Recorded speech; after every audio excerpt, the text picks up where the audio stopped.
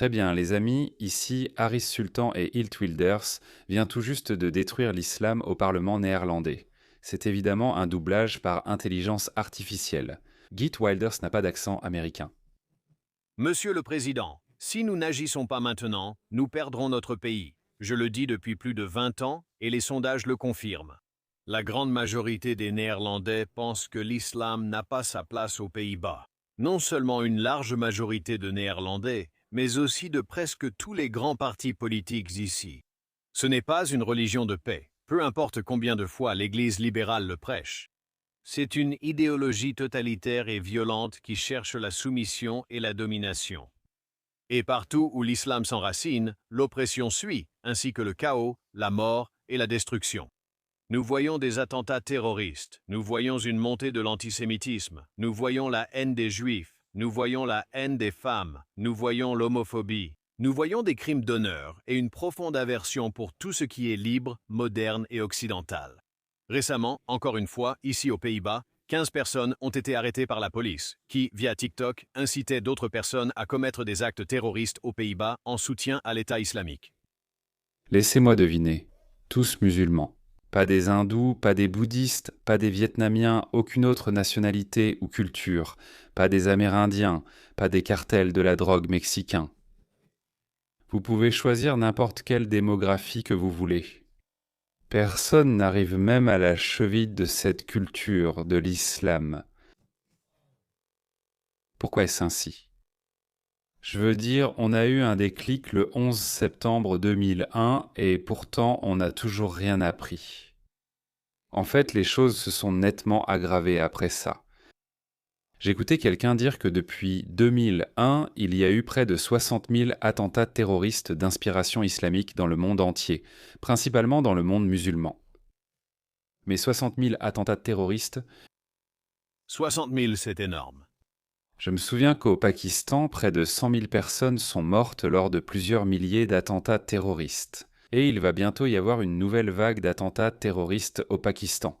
Parce que j'écoutais les talibans et ils disaient que le Pakistan possède des missiles et des armes nucléaires. Nous avons une armée de kamikazes. Tous les deux sont musulmans. Qu'est-ce qu'il y a dans cette idéologie qui veut juste tuer, tuer, tuer ? Laissez-moi vous dire ce qu'il y a dans cette idéologie. C'est à propos de cette idéologie. Ils pensent que la vie commence avec nous. Nous croyons que la mort commence avec nous. Il a merdé là-bas. Il ne savait pas ce qu'il disait. Nous croyons que la vie commence à la mort. Nous ne craignons pas la mort. Ils aiment la mort. C'est ce qu'ils font. Ils aiment la mort. Monsieur le Président, l'islam empoisonne notre société de l'intérieur. En effet, maintenant. C'est désormais la plus grande religion aux Pays-Bas parmi les personnes de moins de 25 ans. Déjà, si nous n'agissons pas avec une urgence brûlante, l'islam deviendra, dans environ 2 décennies, la plus grande religion de l'ensemble des Pays-Bas. Alors, il y aura un nombre nettement plus important de musulmans que de chrétiens aux Pays-Bas. Je parlais avec quelques Australiens moyens. En fait, l'un d'eux était un Anglais. Et désolé, je devais lui dire. J'ai dit, attends, tu as quitté l'Angleterre, tu as déménagé en Australie, et tu vas me dire qu'il n'arrivera rien de mauvais à l'Australie si 8 ou 9% de la population devient musulmane. Regarde ce qui est arrivé à l'Angleterre. Ils ne savaient même pas ce qui se passe à Tower Hamlets, à l'est de Londres, à Bradford, à Manchester ou à Birmingham. Tant que tout va bien. J'ai dit, pourquoi vous vivez dans des quartiers blancs alors ? Si tout va bien, pourquoi vous vivez dans des quartiers blancs ? Et l'autre gars était un Australien. Et il s'est énervé. Il a dit « Oh, pourquoi le christianisme ? Pourquoi ça doit être un pays chrétien ?» J'ai dit « Je ne me soucie pas du christianisme comme tu penses de que je le fais. Je ne suis pas chrétien, mais je peux reconnaître que l'Australie serait un pays très différent si elle n'était pas chrétienne. Imagine si l'Australie avait été colonisée par l'Indonésie. Ça aurait été un pays musulman. Quel type de pays musulman cela aurait-il été ? Les Émirats arabes unis, par exemple ? L'Arabie saoudite, peut-être ? Quelle sorte de liberté ont-ils là-bas ? Rien à voir avec une démocratie libérale occidentale. Ou si vous êtes optimiste, vous pensez, peut-être qu'on pourrait être comme la Turquie. La Turquie a des femmes en bikini, des fêtes, des boîtes de nuit et tout ce genre de choses. La Turquie a longtemps maintenu cela. Mais depuis Erdogan, la première dame porte le hijab et ils cherchent à créer une nouvelle génération pieuse. Cela se retourne contre eux car l'islam ne peut survivre au XXIe siècle. Mais imaginez simplement ce que Geert Wald vient de dire.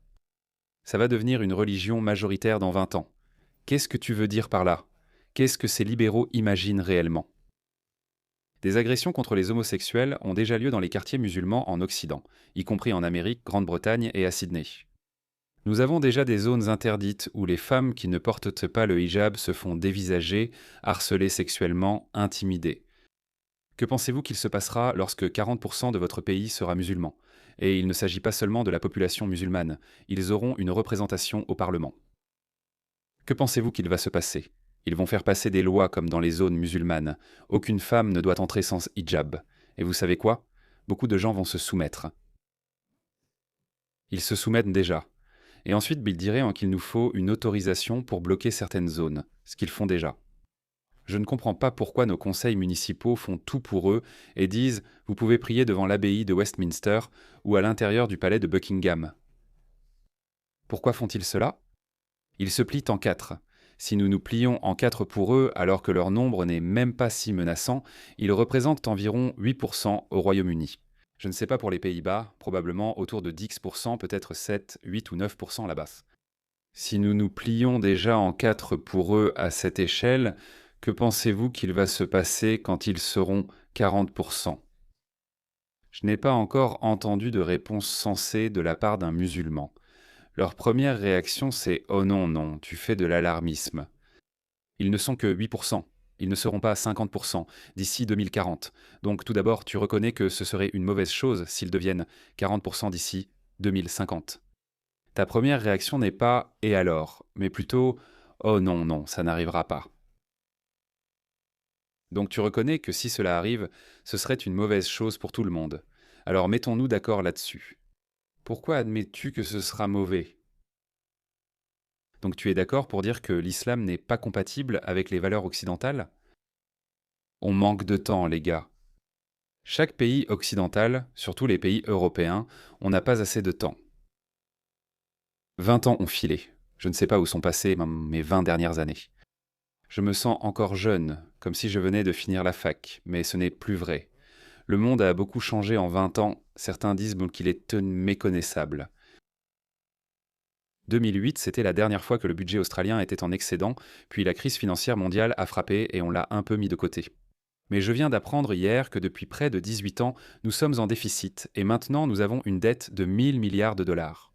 Jusqu'en 2008, l'Australie était l'un des seuls pays à ne pas avoir de dette. Quand je regardais cette vidéo l'autre jour, je me suis dit « Oh, dans ma tête, je pensais toujours que, tu sais, nous sommes un pays prospère et que nous ne sommes pas endettés. » Mais désolé, depuis 18 ans, nous accumulons de la dette. Et ce n'est pas étonnant que les gens aient du mal. Ce n'est pas étonnant que les gens disent qu'on ne peut pas accéder à la propriété. Les choses évoluent, sans qu'on s'en aperçoive.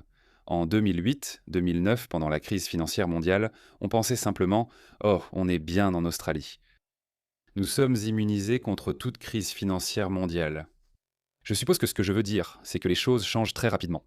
Je pense que c'est vraiment un cauchemar, en effet. Un cauchemar de barbarie, enraciné dans l'exemple épouvantable. Tous ces musulmans vénèrent le prophète Mahomet, vénéré par environ 2 milliards de musulmans dans le monde. Mais la vie de ce prophète était une succession brutale de violences, de meurtres et de pédophilie. Monsieur le Président, ce pays n'est pas fait pour les faux prophètes ou les imams. Ce n'est pas non plus le pays des demandeurs d'asile. Ce n'est pas le pays des multiculturalistes de gauche libérale qui détestent notre identité commune. Ce pays n'appartient certainement pas à Rob Jettin. Ce pays appartient vraiment au peuple néerlandais. C'est la terre de notre jeunesse et elle doit rester la terre de nos enfants. Un pays fondé sur la civilisation judéo-chrétienne et non sur les lois désertiques étouffantes de la Mecque. C'est aussi pour cette raison que nos frontières doivent être fermées. Devons-nous mettre l'accent sur la remigration en la rendant volontaire, mais aussi obligatoire pour les criminels, les profiteurs et les immigrés illégaux? Nous devons fermer immédiatement les écoles islamiques. Je pense aussi qu'il faut légalement interdire le voile aux jeunes filles musulmanes mineures dans tout le pays. Pourquoi Andrei ? Vous voyez notre gentillesse ? C'est l'homme le plus maléfique du monde musulman. Il reçoit de nombreuses menaces de mort, surtout du Pakistan. Il affirme qu'il faut interdire le hijab aux mineurs. Faites-le partout jusqu'à ce que chaque pays musulman vous donne par écrit qu'une femme occidentale peut porter des vêtements occidentaux dans leur pays. Jusqu'à ce que cela arrive, pourquoi devons-nous être aussi gentils? Pourquoi? Tu sais, il est interdit de prêcher le christianisme dans la plupart des pays musulmans. Pourquoi donnons-nous des visas à leurs idéologues violents et barbares pour qu'ils viennent dans nos pays et empoisonnent l'esprit de nos jeunes? Pourquoi? Je comprends que dans notre système, nous avons la liberté de pratiquer une religion, la liberté de prêcher, mais cela devrait être limité à notre système interne. Ces valeurs systémiques ne s'appliquent pas aux personnes en dehors de ce système, c'est-à-dire au Moyen-Orient. Un peu comme les tarifs douaniers de Trump qui, à ma connaissance, n'ont pas été jugés illégaux par la Cour suprême. Ces choses doivent être réciproques, à moins que vous ne vouliez être un perdant. Imposer une interdiction de l'appel à la prière islamique, ou mieux encore, sur la construction de nouvelles mosquées. Monsieur le Président, le Premier ministre Jeton et mes collègues ne font pas ces choix. Ils ne font rien face au tsunami de demandes d'asile, et ils facilitent l'islamisation croissante des Pays-Bas. C'est pourquoi nous nous y opposons, et de nombreux Néerlandais nous rejoignent. Des gens qui en ont assez des frontières ouvertes, assez du tsunami de demandes d'asile, de la loi coercitive, de donner la priorité aux détenteurs du statut d'asile pour nos logements, de transformer notre pays en un grand camp d'accueil, de livrer les Pays-Bas à l'islam. Quand je vous ai demandé ce qui arriverait s'ils représentaient 40% de la population, que pensez-vous? Ils sont actuellement à 8-10% en France, en Grande-Bretagne, peut-être aussi aux Pays-Bas. Ce sera similaire. Regardez les tactiques d'intimidation. Regardez ceci. C'est un homme musulman, probablement un migrant illégal, qui fait honte à un Néerlandais parce qu'il mange pendant le mois du Ramadan. Il est en train de l'humilier. Que nous ne savons rien de la mort. Nous croyons que la mort commence à... Quel est le problème, mon frère? Ce n'est pas un pays musulman.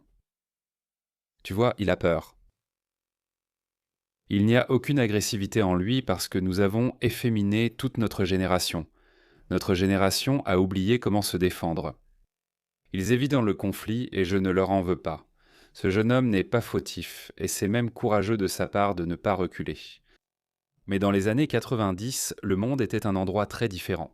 Aucun migrant, aucun immigré n'aurait osé défier un natif. Et nous n'en sommes pas arrivés là par hasard.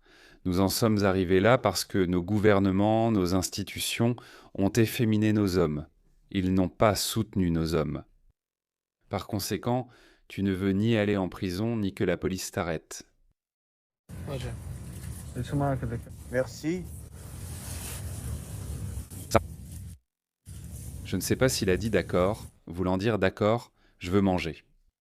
J'espère que OK en néerlandais veut dire va te faire foutre. Regarde ça. Que se passera-t-il s'ils deviennent 40-50%? Ils ne sont même pas à 40%. Regarde ce qu'ils font, ces Belges. Cet homme musulman va voir ce Belge qui mange pendant le mois du Ramadan. Et il le harcèle, il l'intimide d'une manière très mafieuse. Ils ne sont pas agressifs, ils ne lui crient pas dessus, mais vous comprenez l'idée. Pourquoi tu ne fais pas le Ramadan? Ça ne te regarde pas, voilà. Je suis Eros, je suis catholique. Oh, Tu es catholique. oui, alors, tu as un problème? Hein? Ah bon? Aucun problème. Je t'ai juste demandé parce que tu manges. C'est pour ça que je t'ai demandé si tu ne faisais pas le ramadan. Il a l'air d'un musulman pour toi. Tu dois te rappeler, encore une fois, ils ne sont pas encore à 40%. Là, c'est 7 ou 8%.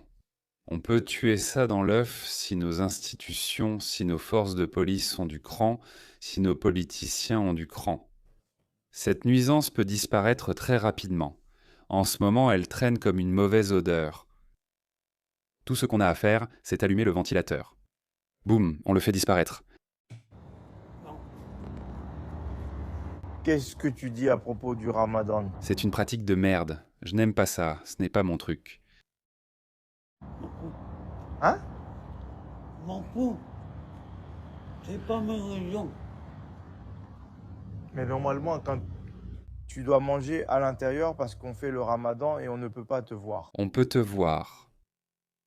Tu devrais manger à l'intérieur parce que on peut te voir. Nous... On n'a pas besoin de te voir manger, tu comprends? Il est en train de partir maintenant. Tu vas manger à l'intérieur? Hein?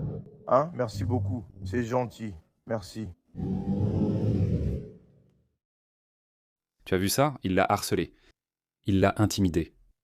Et le vieil homme handicapé, le vieil homme, est reparti. Pourquoi permettons-nous cela? Pourquoi permettons-nous cela? Où sont les hommes? Désolé les gars, je suis désolé. Nous avons besoin de plus d'hommes pour se manifester. Allez voir vos voisins.